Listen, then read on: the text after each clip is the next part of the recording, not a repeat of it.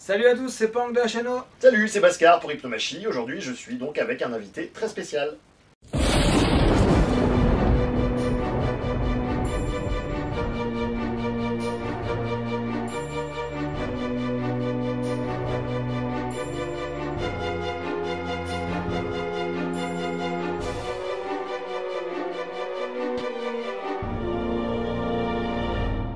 Eh ben salut Pang du coup. Salut. Alors pour les internautes qui te connaîtraient pas, t'as une chaîne YouTube qui s'appelle HNO.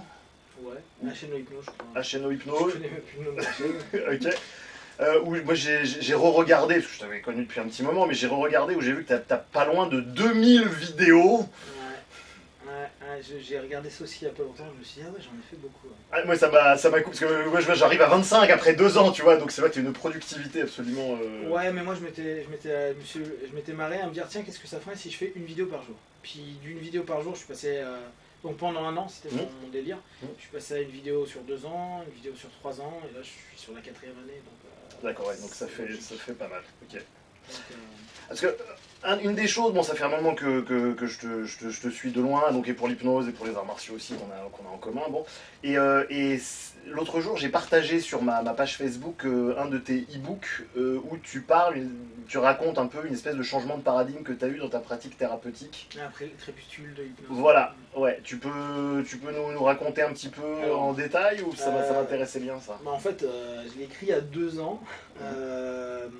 J'ai écrit en une soirée parce que je sortais de séminaire où j'étais sur le cul de me dire merde, régulièrement j'ai les mêmes récurrences avec les apprenants. C'est-à-dire que je me prétends pas être un prof particulièrement bon, hein, autant dans les arts martiaux que dans l'hypnose, mais je me dis souvent, tiens, il y a des points clés qu'il faut tenter de faire acquérir à ton partenaire, à ton apprenant.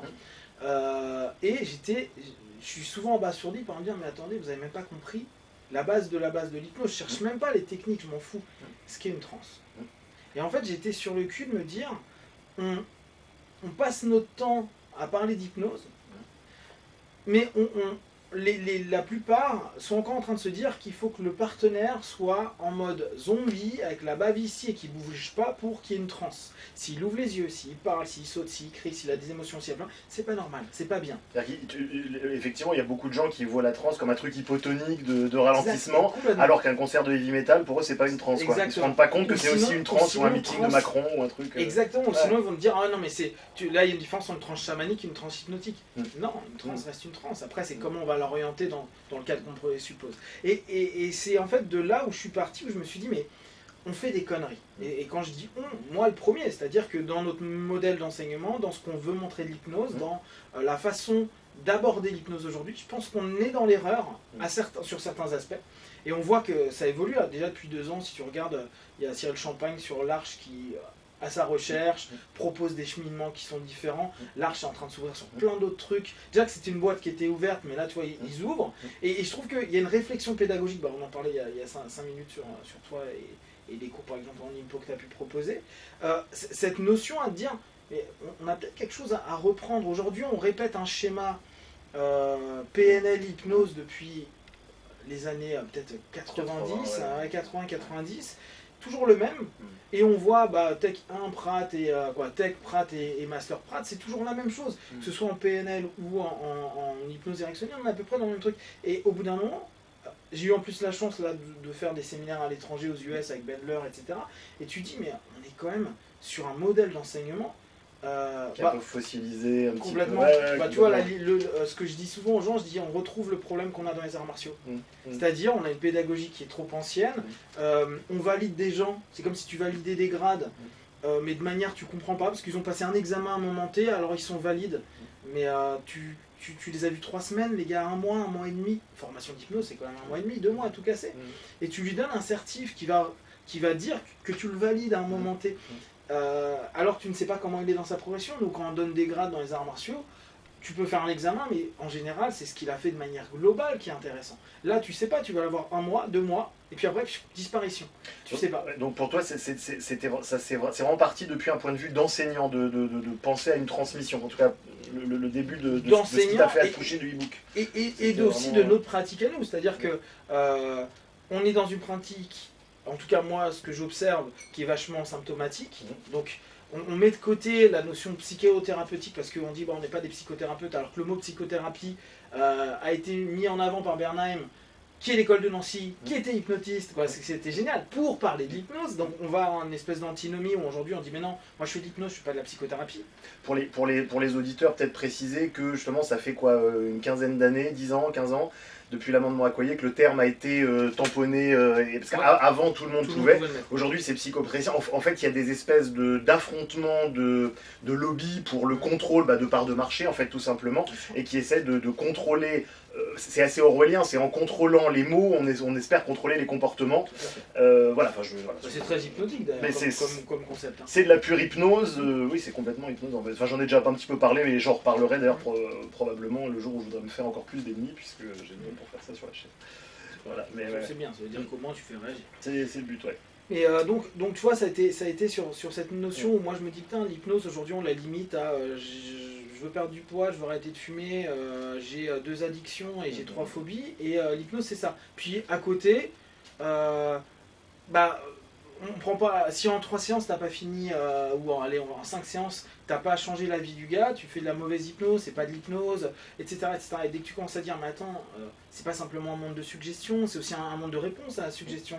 C'est une structuration qui se fait petit à petit, et que la psychologie doit être, le doigt il est faussé, mais pourrait être plus enseignée, ou en tout cas mise en avant, parce que ça fait partie, on est une sous-discipline de la psycho, et il serait important de l'étudier, de la voir, etc. Mais dès qu'on dit ça, on dit, ah ben non, moi je fais de l'hypnose, je fais pas de la psycho. Mais si, on fait de la psycho. Et tu vois, c'est tous ces leurres où moi le premier, quand j'ai appris, je me dis, ben non, on est thérapie brève, on pense pas à thérapie longue durée, on pense pas à rien, c'est de la connerie, parce que j'étais formaté, comme tout le monde, à dire, j'ai eu ma petite ceinture noire, maintenant je sais mon kata, je sais faire ça, donc...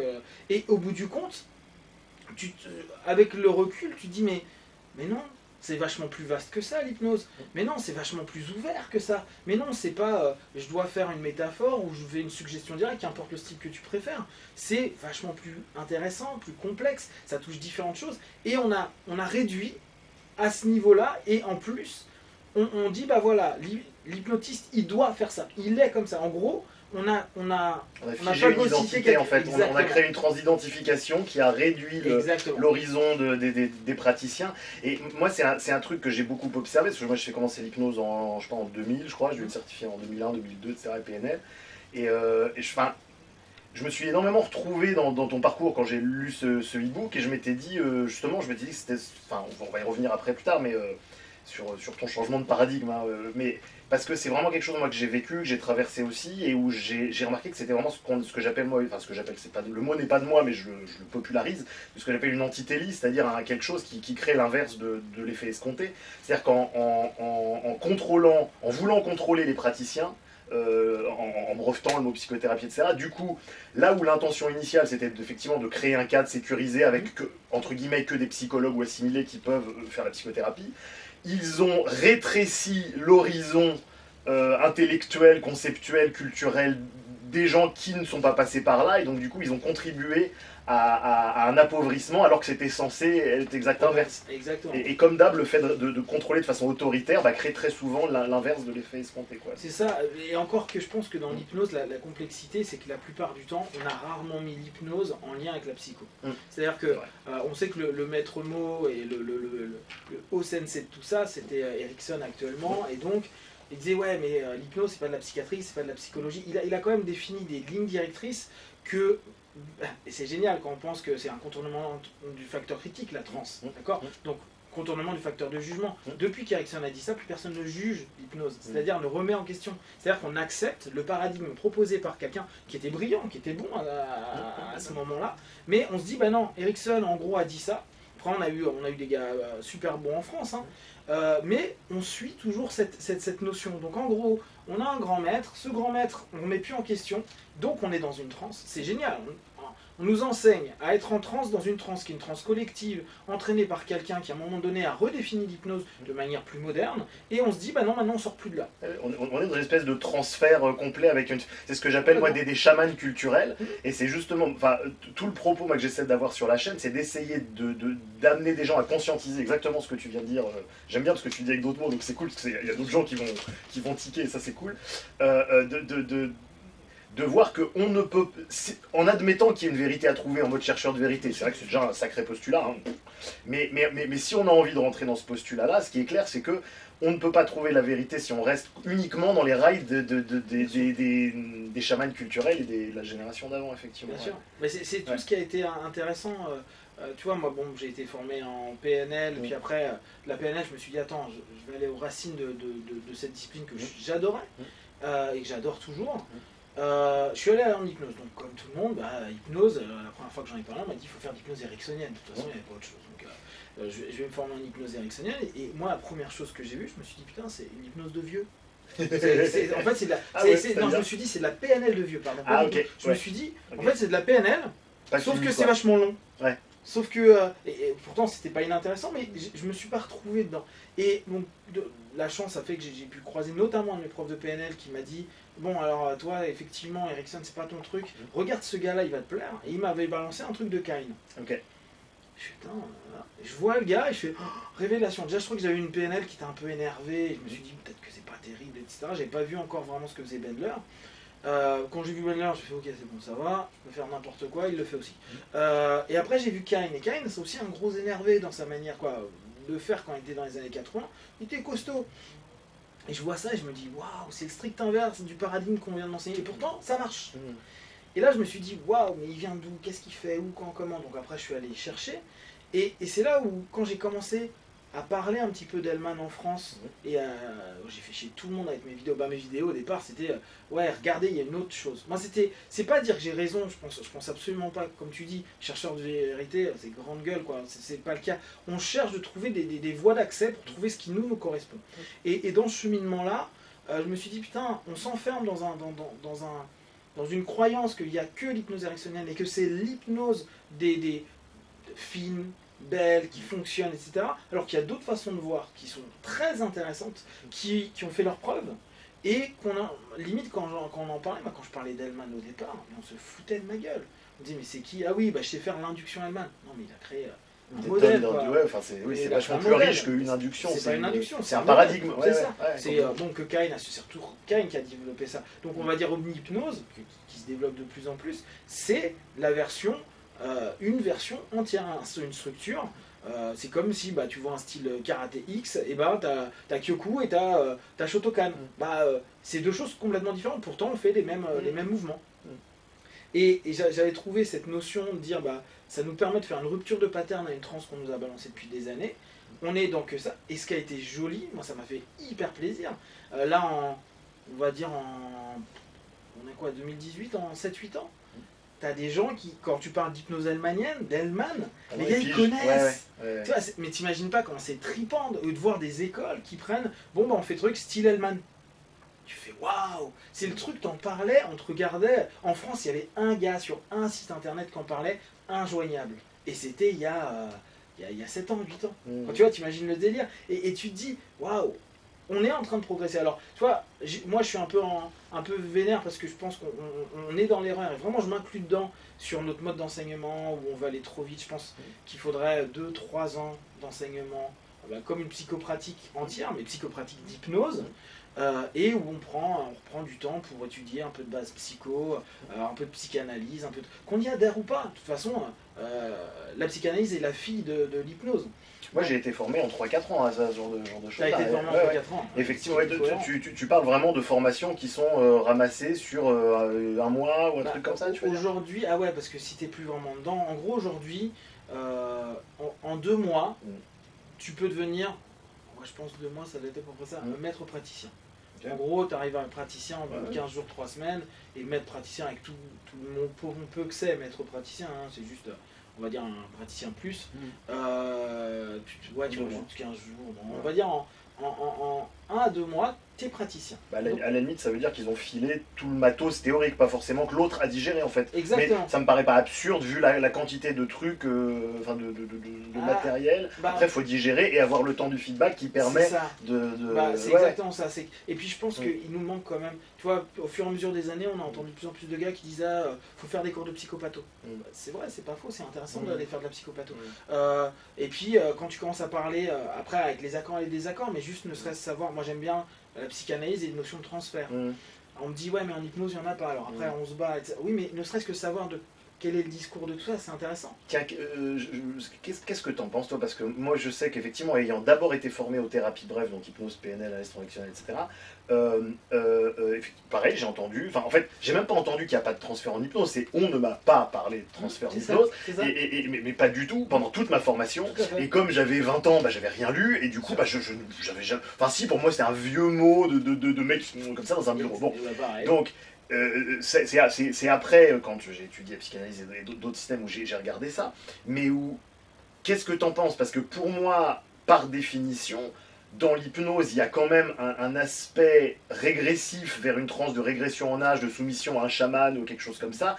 Alors, je sais que la transe, c'est personnel, c'est soit on fait jamais d'hétéro-hypnose, on fait toujours de l'auto-hypnose, on ne fait que se faire guider, blabla, mais n'empêche qu'à un moment donné, accepter de se faire guider dans son subconscient comme ça, on est quand même dans un rapport hautement transférentiel. Qu'est-ce que moi, quand j'ai lu Ferenczi, j'ai fait, mais putain, il a vachement raison. Donc, tu vois, le père du transfert, c'est Ferenczi. Ok. Et puis j'ai commencé à regarder. Et pour moi, de toute façon, tout rapport est transférentiel, que tu le veuilles ou non. T'arrives, tu vas voir un thérapeute, il y a un transfert. Ça va être ton père, ta mère, ton chat, le gars que tu détestes. Il y aura toujours. La transe, tu la guides. Donc, c'est quand même de l'hétéro-hypnose qui entraîne, si on veut, dans de l'auto-hypnose, mais c'est quand même parce que je vais le leader qu'il y va. Donc, comme tu dis, la plupart du temps, 90% de nos partenaires, nos patients, ils sont en posture d'enfant. Oui, d'accord. On se met en quoi? En posture de parents. Ils sont en transfert. Quand ils sont en colère contre nous, quand par exemple on fait un peu plus de conversationnel et qu'on les énerve, qu'on les pique, qu'on va commencer à jouer sur leur pattern et les dissonances de leur pattern, ils vont pas nous voir nous, ils vont nous voir, et c'est ça le transfert. Moi, toute ma thérapie est basée là-dessus à fond, et sur un transfert qui est tellement assumé, où on pousse le truc. J'ai vachement été influencé, moi, par Farelli, par des trucs très comme ça. Voilà, très comme ça, et où justement l'idée, enfin, en tout cas moi dans ma façon de faire aujourd'hui, je joue énormément avec ça, jusqu'à ce que ça devienne tellement gros, que ça leur muscle leur capacité de voir ce qui se rejoue, pour que quand ils le rejouent ailleurs, ils disent « Oh merde, c'est comme avec le psy, quoi. » Ouais, alors que moi, je vais leur faire péter un câble, en devenant la pire chose qui transfère sur moi. Et gérer en fait dans le cabinet à un moment donné, dans la transe, donc de régression ou la transe de vie à ce moment-là, ce qui va rejouer la scène. Donc pour moi, clairement, il y a du transfert. Mais c'est intéressant parce que c'est quand même un thème qui a été beaucoup discuté dans les années 70, qui était vraiment chouette à ce niveau-là, et qu'aujourd'hui on n'en parle même plus, c'est-à-dire qu'effectivement, on ne nous en a jamais parlé. Et quand de temps à autre j'en papote, j'entends des discours des années 70, à dire oui mais non, on a montré qu'en hypnose il n'y en avait pas. C'est faux, il y a encore ce débat-là. Et après, chacun a sa perception, ses trucs, etc. etc. On voit que l'hypnose est multiple. Néanmoins, moi, dans ma petite vision, ma petite fenêtre de l'hypnose que j'ai aujourd'hui, je me dis non, bien sûr qu'il est là. Et d'autant mieux, c'est d'autant mieux parce qu'on peut le travailler. Et ce que je dis aussi à beaucoup de thérapeutes, attention, s'il y a transfert, il y a contre-transfert. Et le contre-transfert, si tu ne sais pas le gérer à la Farelli, ou même parfois à la Bender, donc en plus en provocatif, ou à la Gestaltiste, mais bon, qui était aussi tout aussi provocatif, tu vas faire une séance pour toi et pas une séance pour ton partenaire. Et vu qu'on t'a jamais dit qu'il y avait une possibilité de transférentielle, bah tu te poseras jamais la question. Quand tu te mets en posture de sauveur ou en posture d'infirmière ou en posture de Dieu, bah je suis désolé, mais tu es en rapport, tu es dans ta problématique, donc tu sauves l'autre, d'où il faut moins de X séances pour, parce que si tu le sauves pas lui, dedans après c'est la merde. C'est ça. Et puis si tu le sauves pas, tu t'es pas sauvé. Ça veut dire que ça te remet toi face à tes échecs, tes trucs. Tu vois, c'est là où, ne serait-ce que les maîtres, après les gens font ce qu'ils veulent. C'est pour ça que je pense qu'il faut une culture, la culture psy, qu'au départ, moi, j'étais le premier, hein, vraiment, j'ai aucune honte à dire, bah, comme toi, NLP, les thérapies brèves, moi j'ai commencé par l'énergétique, donc je sais même encore avant, tu vois, j'étais vraiment dans le truc, je suis Dieu, quoi. Oui, alors après, avec la pseudo-modestie qu'on a tous, oui, mais je suis qu'un canal, blablabla. J'allais dire le même mot pour mot, tellement c'est un pattern récurrent. Bien sûr, je suis un canal. Oui, mais bon, t'es quand même... Là, il y a une espèce d'ambivalence qui est un peu complexe à gérer. Et quand tu commences à te dire, ah bah ouais, mais là, moi je le faisais, j'avais des flashs, tu vois. Donc en plus, je pourrais te dire, tiens, mais t'as mal là, mais est-ce que je lui donnais une suggestion ou est-ce que c'était une réalité? Toi, c'est là où... Quand tu commences à te dire, waouh, la suggestion, le transfert, le truc, le machin, ça a du sens. Et tu te dis, peut-être qu'il va falloir repenser notre façon de faire. Sans dire que ce qui est fait est absolument mauvais, c'est juste que aujourd'hui, on a figé tout ça, on l'a accepté, c'est commun, Et quand tu commences un petit peu à dire, mais les gars, je pense qu'on couille, il y a quelque chose qui va pas, on a merdé quelque part. C'est comme, je parlais hier avec un pote du Kyoku et je dis, putain, tu regardes Oyama, ce qu'il faisait, c'était pas beau, quoi. Je le regardais faire des kicks et tout, c'était dégueulasse. Le Kyoku des années 70-80, il est moche. Maintenant, mec, attends, c'est des warriors, il y a une finesse et tout. Et tu dis, mais c'est normal, il y a une remise en question, il y a une évolution. Et nous, on veut pas. On veut depuis 81. Il y a Mimile, il est mort. Bah, on bosse pas des masses. On a eu Godin en France qui s'est quand même bougé les fesses pour créer une nouvelle hypnose et tout ça. Mais tu sens que c'est chaud, hein. On a du mal. On en vient à peine depuis peut-être 10 ans à dire, ouais. L'hypnose, les inductions instantanées, c'est pas mal. Les premières fois, moi je suis sorti faire de la rue, on m'a dit t'es un taré, qu'est-ce que tu fais, l'hypnose c'est que dans les cabinets, et quand tu dis attends tu peux être bienveillant dans la rue, les instants on peut les utiliser en cabinet, et plus tu fais de travaux potentiels dans un cadre ludique, plus tu deviens tranquille pour ton pré-talk. Le pré-talk, il y a 10 ans, personne n'en parlait. Le pré-talk, c'est ce qui... Je dis ça parce que tous les auditeurs savent pas forcément. Le pré-talk, c'est ce qui se passe avant le début de la séance. C'est simplement qu'est-ce qui se passe quand tu dis bonjour à la personne, qu'est-ce qui se passe, comment tu l'accueilles avant, et tout ce que tu subcommuniques avant qui va te créer un terreau fertile pour ça. Et l'ensemble du système que en gros, tu es ton cadre. Tu es en train de donner à ton partenaire. Alors, le bonjour, salut, donc tu vas voir tout plein de patterns. Et outre ça, d'un point de vue purement technique, c'est ok, je te définis ce qu'est l'hypnose, comment. C'est un moment pour enlever les peurs, les craintes, les attentes excessives, etc. Donc, il y a un vrai. C'est le moment où en fait on est déjà en train de la sécurité, quoi, on installe un lien, etc. On oriente notre partenaire dans quelque chose où c'est clair pour lui. À savoir que tout ne peut pas être forcément en sécurité. C'est-à-dire que moi, par exemple, feedback que j'ai eu avant-hier, dit non mais quand on vient chez toi, on rentre dans une cage. Tu vois, c'était un boxeur le gars. Mais il dit, une cage au sens le ring. Ouais, d'accord, donc c'était une cage, ça aurait été une métaphore assez. Non, mais tu vois, dans la notion de cage boxe, MMA, tu vois. Et on va en prendre plein la gueule, sous-entendu, quoi. Exactement. Et tu vois, la notion bienveillance choupidou, elle n'y est pas forcément dans le... Mais pour autant, les gars reviennent. C'est ce qu'ils me disent. Ils me disent, on sait qu'on risque de morfler. Je dis, attendez, on ouvre simplement ce que tu es prêt à vivre, quoi. Et cette notion-là, elle est quand même assez intéressante. On n'a pas forcément besoin d'une hyper-sécurité. Tant que les gens, ils ont une confiance. C'est marrant, c'est-à-dire que le mec, il est insécure, ils ont peur, hein, ils sont pas forcément toujours à l'aise, et pour autant, ils se disent, ouais, mais c'est comme ça que ça me parle. Ou en tout cas, ça a un sens. Oui, parce que, moi je sais que je leur dis souvent, oui, c'est une thérapie qui est difficile, où il faut une paire de couilles, une paire d'ovaires. Sous-entendu, effectivement, ils peuvent être en sécurité à partir du moment où tu leur dis, attention, si on va là, ça pique, et qu'effectivement ça pique, ils se disent, bon, bah ça va, il m'avait dit que ça piquait, donc il y a le rapport. Il y a un point comme ça qui m'avait particulièrement touché, là que tu as un petit peu évoqué, mais tu parlais dans ton e-book de plus ou moins de toute puissance, tu sais, ou justement d'arrêt de la toute puissance du thérapeute, comme ça. J'avais pris quelques petites citations où tu disais l'hypnose est simple, devenir thérapeute c'est plus complexe, j'avais bien aimé. Et tu avais aussi mis pourquoi est-ce qu'il faut que nos vies soient magiques. J'avais trouvé ça intéressant parce que c'est en lien avec un travail de Wolinski, moi, qui m'inspire beaucoup, où il parle de trans-hypnotique, de spiritualisation, quand tu disais je suis qu'un canal, etc., tout ce genre de trucs, qui vise justement à se sentir... Ça rejoint certaines vidéos, les dernières vidéos où je parlais de pré-rationnel, justement de pré-rationalité, où il n'y a pas accès à la rationalité, où les gens sont coincés dans des affects infantiles, etc., mais ne s'en rendent pas compte. Et justement, comme tu dis... moins on a conscience du transfert, moins on a de chances de se rendre compte de ce qui nous arrive, donc on va rester dans la même merde avec le gourou, que ce soit un gourou physique dans des sectes ou un gourou comment dire, théorique avec Mimile comme tu l'appelles, j'aime bien, je pique Mimile, et où voilà, et donc du coup, pourquoi il faut que nos vies soient magiques? Parce que l'hypnose aujourd'hui se vend comme une espèce de baguette magique très rapide. Et comment tu as changé de paradigme par rapport à ça?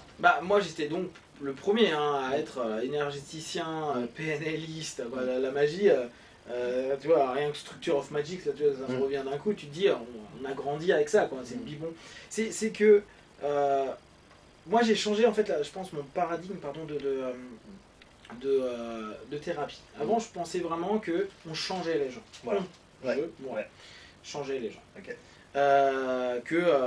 En leur équilibrant l'énergie, en faisant sauter un pattern, en switchant quelque chose, on changeait les gens. Puis je me suis rendu compte c'est un dialogue que j'ai eu hier avec du monde, je me suis rendu compte, mais que c'était pas si vrai que ça. C'est-à-dire que déjà, on change pas grand monde. De le dire, ouais. Même de manière plus générale, les gens changent très peu. Et même avec X années de thérapie, et même avec de l'hypnose, de la PNL, de ce que tu veux, de l'énergétique, ils vont avoir parfois un changement comportemental. Mais au niveau motivationnel, au niveau structurel, il n'y a rien qui a changé. Je reprends souvent l'exemple du moine qui vendait sa Ferrari, qui a été un petit bouquin qu'on trouve dans le développement personnel, mais qu'on retrouve avec des Mathieu Ricard et autres.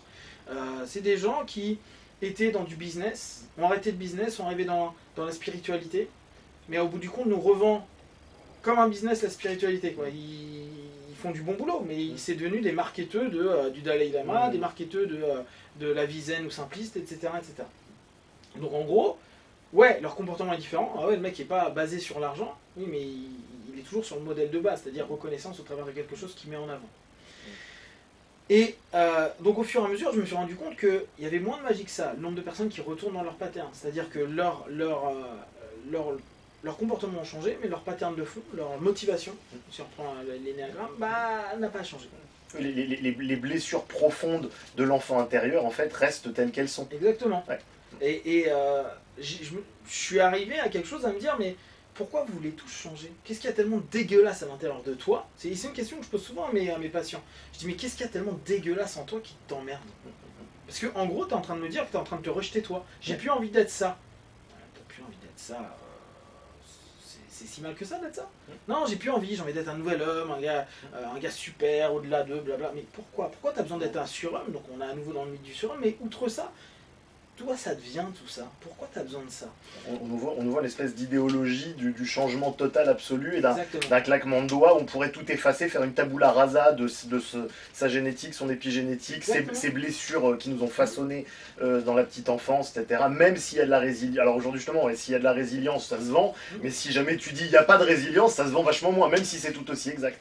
C'est moi ce que j'avais dit dans un autre petit bouquin, des essais que je m'amuse à écrire, où je disais, mais on est limité. Les gars, on est limité. C'est horrible, hein, ça plaît pas, c'est pas marketing et tout. Mais on a un potentiel. Déjà, on l'exploite pas assez. Mais on veut être autre chose que notre potentiel. C'est-à-dire qu'on veut... C'est ça le côté magique. C'est en gros, tu peux devenir qui tu veux. Non.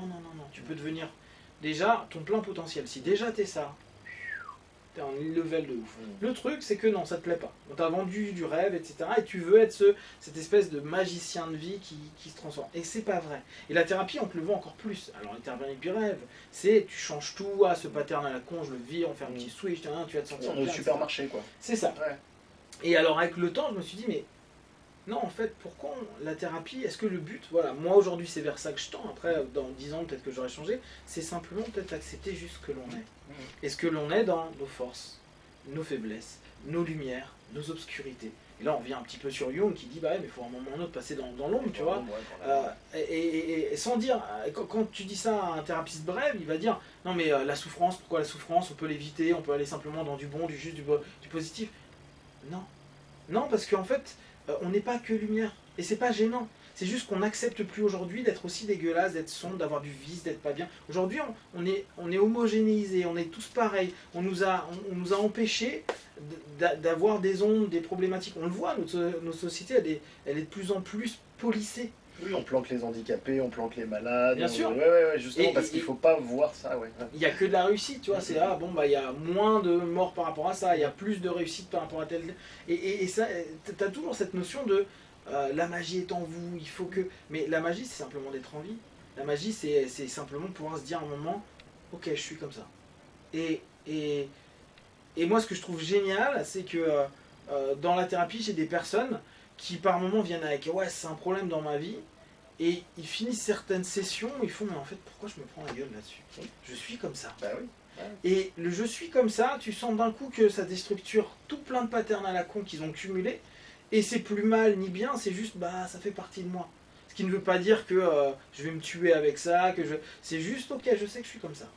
Et dans beaucoup de traditions spirituelles, il y a justement ce truc qu'on commence à lâcher le psychologique et on se contente juste de vivre ce qui est là maintenant, dans le moment, et c'est bien. Et tu vois, moi, quand c'est une des premières vidéos que j'ai fait où je disais l'hypnose, ce qu'on voit et ce qu'on ne voit pas. qui est exact, enfin, c'est exactement, voilà, c'est le même fond. Enfin, moi, je me suis complètement aligné avec ce que tu dis, etc. là-dessus. Et je trouvais ça très très riche que justement que quelqu'un qui a une telle notoriété dans le milieu de l'hypnose, comme tu as pu te la construire depuis des années quand même, ouais, on soit arrivé exactement aux mêmes conclusions. Parce que moi, quand j'ai essayé de partager ça avec la communauté justement de l'hypnose, enfin, j'ai laissé tous les commentaires en dessous de la vidéo, hein, c'est rarissime que j'en vire. En général, je ne vire que quand il y a des trucs qui disent enculé de ta race, va niquer tes chèvres, enfin voilà, mais sinon tout le reste, et c'était, c'est toujours du coup, puisqu'ils sont déjà d'une violence incroyable, parce qu'il y avait vraiment un truc de logique sacrificielle, de bouc émissaire, tu vois, qui se remettait en disant non mais merde, là tu questionnes le truc qu'on veut pas, et voilà, et donc c'était justement quand je t'ai lu dire ça, je dis ah ok, ça va, je suis pas un alien qui a trouvé un truc, je dis non, c'est simplement la suite logique d'une réflexion menée à son terme sur des bases qui sont ce qu'elles sont, et voilà, historiquement. Après moi j'ai eu plein de feedback du bouquin. Ouais. Vu que je l'ai mis en plus en e-book gratuit et que vraiment mon truc c'était, voilà, c'est mon point de vue. Ouais. Comme je dis, hein, c'est une déception d'un certain côté, en même temps quelque chose de très...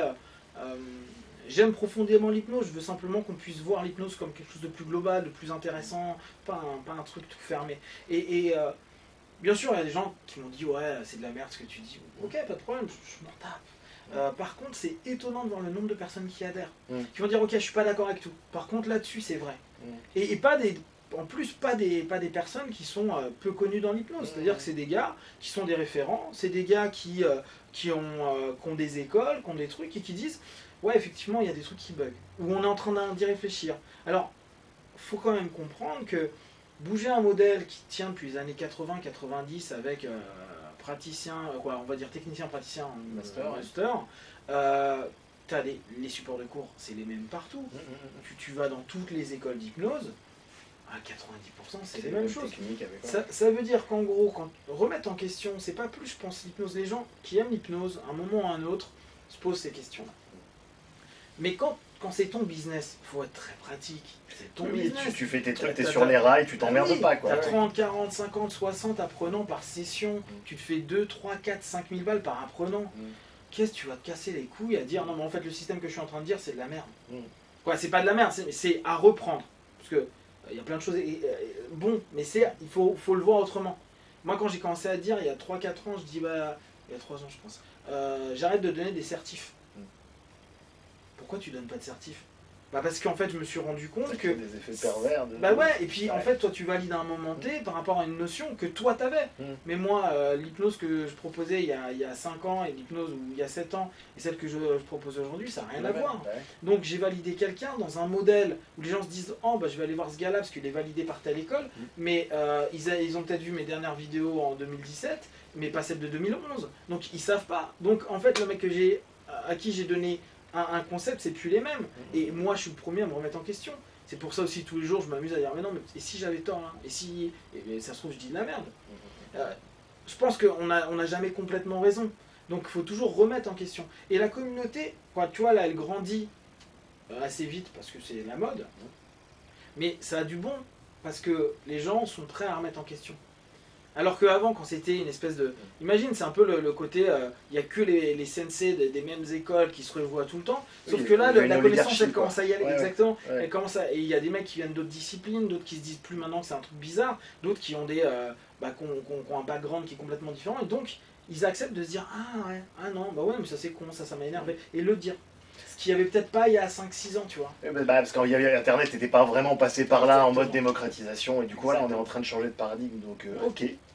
Écoute, merci. Je pense que là, on va éviter de faire une vidéo. Je sais pas combien de temps ça fait là, mais je pense que ça fait bien 45 minutes. 33 minutes. 33 minutes. Bon, voilà, c'est très très bien. On me dit que les gens préfèrent des formats. C'est parfait, c'est parfait. 33 minutes, c'est cool.